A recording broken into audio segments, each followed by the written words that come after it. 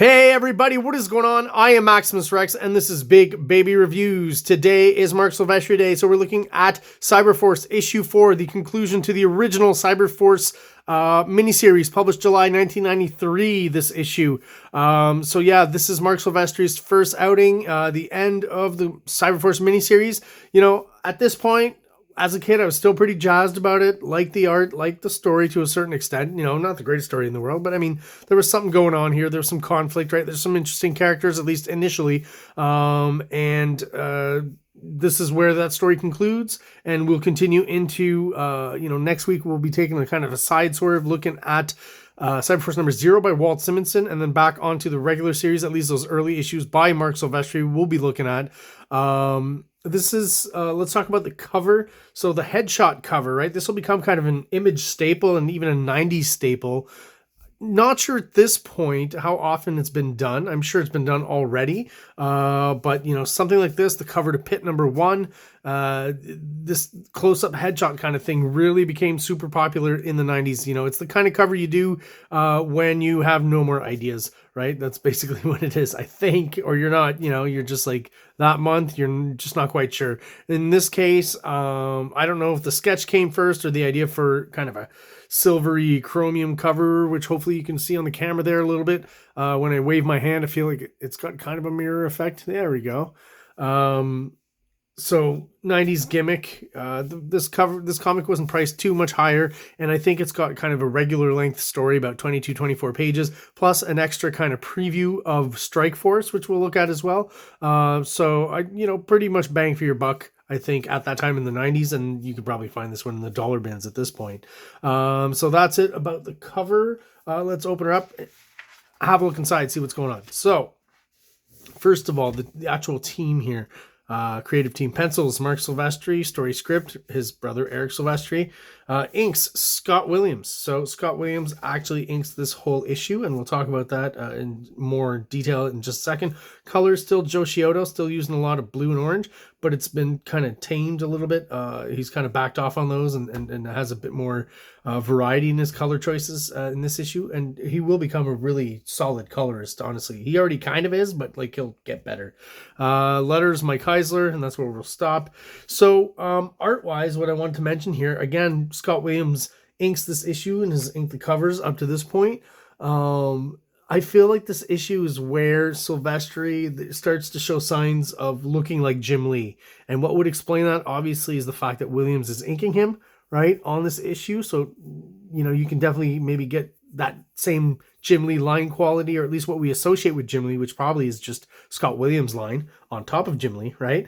But there's just certain things in here that ultimately, to me, kind of push Silvestri towards more of that Jim Lee West Coast kind of look, and where he starts to get less interesting, personally for me. So we've kind of hit peak Silvestri with those late issue runs of his Wolverine run, and these early CYBERFORCEs like 1 to 3.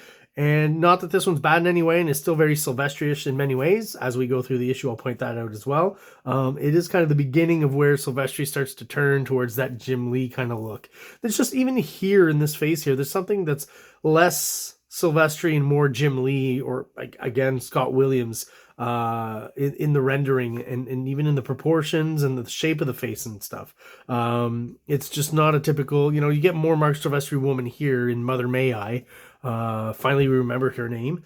She has like an emo band name before emo bands were even around, I think, you know, where it's kind of almost a sentence always. Mother May I is a pretty good name for that kind of band. Warbuck in the background, thankfully, was not mortally wounded last issue, so he's still there. One of the more interesting designs, I think, of all this, you know, this whole CYBERFORCE miniseries. Wish there had been more focus on him, but, you know, you'll see by the end of this issue, I don't think we're going to be seeing any more of these two characters, or at least Mother May I. I don't think Warbuck ever came back either, but I'm not 100% sure.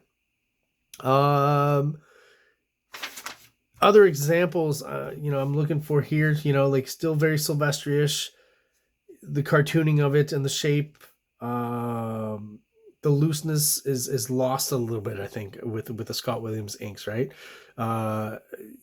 This idea that Jim Lee maybe is a bit posed in the work that he does, maybe is also a byproduct of being inked by Scott Williams, because he seems to have slightly that same kind of,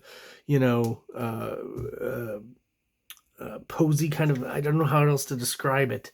Not that it taints the comic here, but later on, I guess I'll point it out throughout the issue and in later issues where, you know, he just becomes much more of the Jim Lee mold. Here he's still got like this whole bit down here I really like, as Marc Silvestri, kind of cartooning and dynamic movement and faces and stuff. I think that's done pretty well here and even inked pretty well. But it's just not, it's already starting to veer off the Silvestri, I guess. Here, Stryker, right? I've often pointed out when inkers ink pencilers who ink themselves, a lot of times the telltale signs will be more in like the background elements or the further away elements. That's where the inker maybe can take a little bit more leeway, or maybe where the penciler's left less detail. Like the rendering on this on this face here, to me, like I said, looks more Jim Lee-ish than Marc Silvestri right now. Even, you know, Ripclaw, to a certain extent, this is kind of maybe a mishmash of Silvestri and Jim Lee, Hot Girl, you know. And this whole shot, I think, is amazing. Super well drawn. All this tech they're surrounded by and stuff. Very awesome. The shady FBI guys in the back. I'll always profess that I love double page splashes with one big image, but some inserted panels again. So, you know, it's not gratuitous. You've still got some storytelling going on. And again, and even the coloring here, the kind of orangey tones that Joe Scioto kind of favors, I think really work well here. The only thing I would say is I don't think it's on purpose. It's just that kind of shot, but it does remind me a lot of that first shot of the X-Men in X-Men #1 by Jim Lee. I don't think it's a reference or anything like that. It just kind of worked out that way, but it has that same feel. And, you know, I've talked about it before, I'm pretty sure, with CYBERFORCE and Wildcats as well by Jim Lee, to me, are just kind of basic rip-offs of the X-Men with kind of a twist, I guess. You know, CYBERFORCE being the X-Men with cybernetics, right? And Wildcats being that they're some sort of team of somewhat mutants who are owned by a corporation, I guess, is kind of what I got out of Wildcats. It was the most mystifying series of all of them, I think. You know, I think even Youngblood, maybe at least had more interesting elements story-wise and plot-wise than Wildcats. At least that's my memory. At some point I'll review those and I'll see if that's true. So Forearm Stryker, no, his name's Stryker, all of a sudden is actually, you know, not just Mother May I's bodyguard, but he's also making out with her, and we can assume maybe going even further. So I don't know what that's all about, but it's in there. Still some good Silvestri, like angles and stuff, and he's not cheapened anywhere. I don't see signs of that.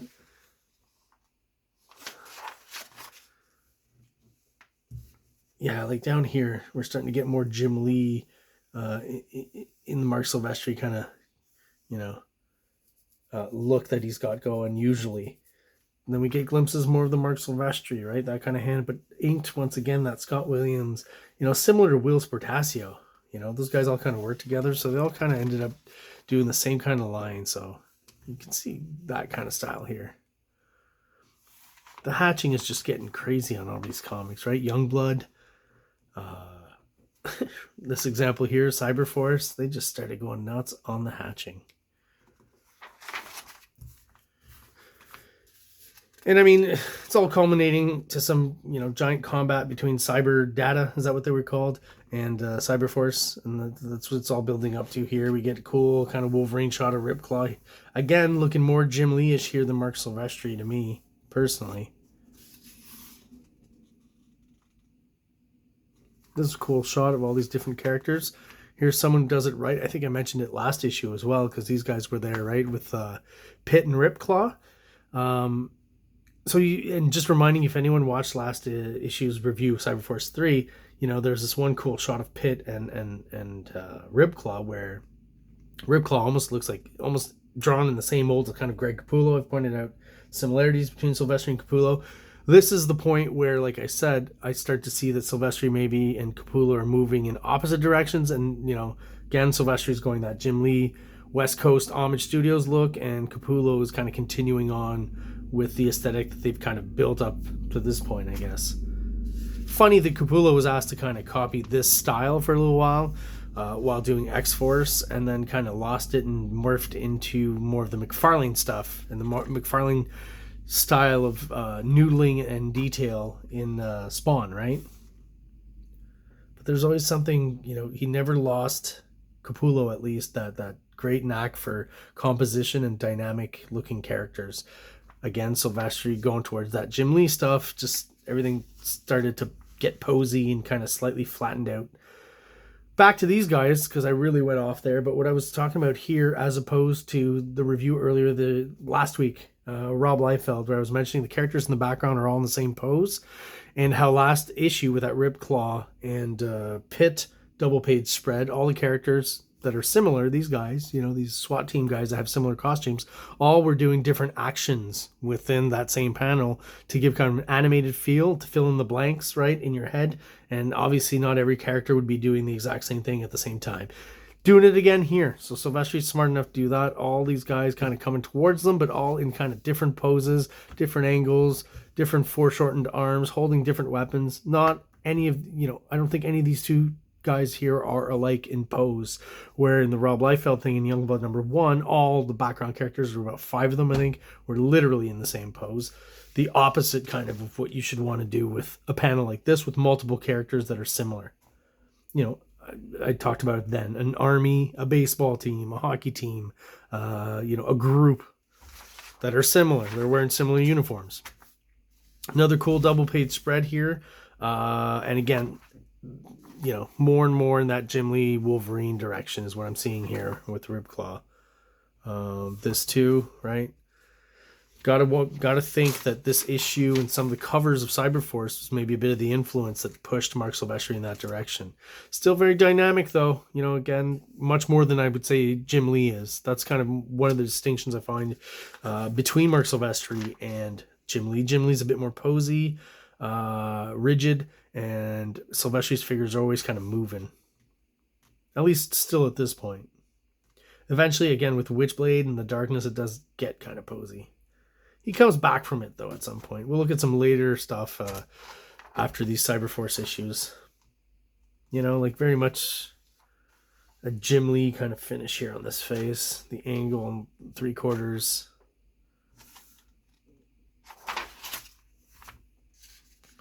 So we're nearing the end of this issue. Basically, Velocity and this character, Ballistic, if I'm not mistaken. It's been revealed that they're sisters, and what we'll see is that Mother May I basically is their mother. I think that's what's implied in the flashbacks. It's all very kind of convoluted in here. You know, all these characters are conveniently put together. Weird bit of drawing here, I would say, is this Ribclaw's foreshortened leg. Very odd. I don't know what was going on here. If there's deadline issues and you just had to get through some pages real quick, but that's just odd looking if you really pay attention. We're losing a lot of hips here, and we just got 2 very stubby foreshortened legs. Psyblade, not Psylocke, but Psyblade here looks really good though. This pose, very natural, very anatomically accurate and dynamic, I would say. Still got some cool, you know, big guy action here with a bit of foreshortening. Even though the anatomy is exaggerated, it works.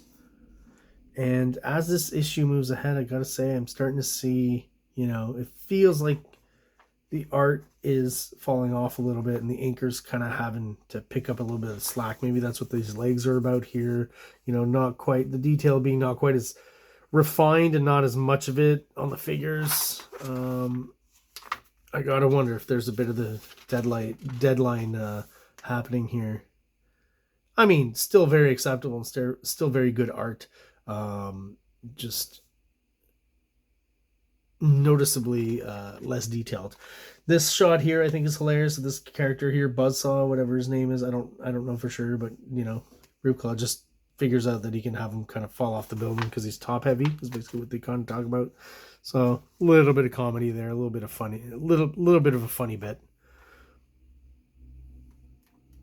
All right, Stryker once again running away from Ballistic, who's got Velocity hostage. They're all with Mother May I. This shady guy that's been hanging around, we didn't talk about him much, but basically she pushes him to kill himself, but there's no bullet. She's been mortally injured. And finally, this whole explosion here sets off a cascade of flashback where that's where we find out their whole relationship, right? The two sisters and Mother May I being their mother. Again, very convoluted. If you remember as a kid, even I thought, well, that's kind of convenient, you know, as you know, kind of sewing up the end of this issue here. And that's what it kind of feels like, right? Because she dies real quick at the top of this last page. And then they're just back at CyberForce headquarters, and hey, everyone's kind of smiling and having fun, and on to the next adventure, right? And so, which will eventually come about in CyberForce issue 1 of the regular series. And like I said before that, we're going to be looking at CyberForce number 0 by Walt Simonson next episode. Real quick, this back in the day, I remember seeing this and just not being very interested in it. And I've done a review on a Wildcard Sunday about Strike Force, whatever the whole name is of the comic. Let me look back. It was right here, right? Code name, thank you, Strike Force. I mean, not that the art was horrible, but this just didn't really do it for me. It was kind of that wave of secondary artists who kind of look like your favorite artist, right? So there's Silvestri, and this is Brandon Peterson, who kind of looks like Silvestri, right? You've got Rob Liefeld, and then you got Dan Fraga and Marat Michaels, who kind of look like Rob Liefeld. And I just quickly started, you know, I bought a few of those secondary books and quickly stopped buying them, so I didn't even pick this one up. Kind of unfortunately, because I would say, again, having reviewed the first issue all these years later, a few months ago, it is pretty good, and there's some compositional things and storytelling things that he does in that issue that are interesting that we don't get in this preview here. So maybe having seen some of what was in issue 1, not specifically the content, but in that style and more of that compositional style in the pages, maybe that would have helped a little bit. As it stands, when I was a kid and I saw this, I was like, yeah, more, you know, Silvestri wannabe kind of art, and I just wasn't into it at that point. I was sticking to the Image founding fathers and what they were doing. You know, secondary books had to really have, you know, some pretty stellar art, or be by other kind of well-known guys, I guess, or proven guys that I would enjoy. Something like not a super popular Image series, but Wildstar I personally enjoyed, and at some point I'll do a review on. So it is announced, you asked for it, now you're going to get it. So CyberForce becomes monthly beginning in October 1993. How accurate that is and when the first issue actually came out, I'm not quite sure. And here we're getting a preview. We've seen this image before, I believe, no? But it is inked by Panosian, who, again, kind of like Scott Williams, does tend to give it a bit more of that West Coast homage comics kind of feel. But maybe just a little less invasive with his inks than Scott Williams, right? I don't know. They both kind of, you know, last issue, which was inked by Panosian, also Silvestri's art was you know, pretty thoroughly affected and changed by his inking. And there you go. Oh, this is another one. I think I've talked about this before. I saw an ad in some other issue of something. The Mark Silvestri Cyberforce trade paperback, 120 pages of the 4-issue miniseries and this extra stuff. I'd love to see it. I've never actually seen it for real, and I have to assume that maybe the trade paperback is rarer than the actual comics from the miniseries that you can get in dollar bins and stuff. So if anyone has any info on this, let me know in the comments. I'd certainly appreciate it, and maybe look into getting one if they're not too costly and expensive. There you go, guys. My review of CyberForce issue 4, the last issue of the miniseries. If you have any questions, comments, concerns, let me know in the comments below. You know, I try to reply as much as I can to people who do comment, so, you know, if you're into that kind of thing, let me know in the comments. Subscribers, thank you for still being there and watching the videos. Really appreciate your presence. Those of you who are not subscribing or watching the videos, please subscribe below. It only takes about half a second for you, really quick, and it helps get us out there, get the channel out there to other like-minded people who are into comic books just like we are. So everyone out there, thank you for watching, and have an awesome day. Like! Subscribe! Like! Subscribe!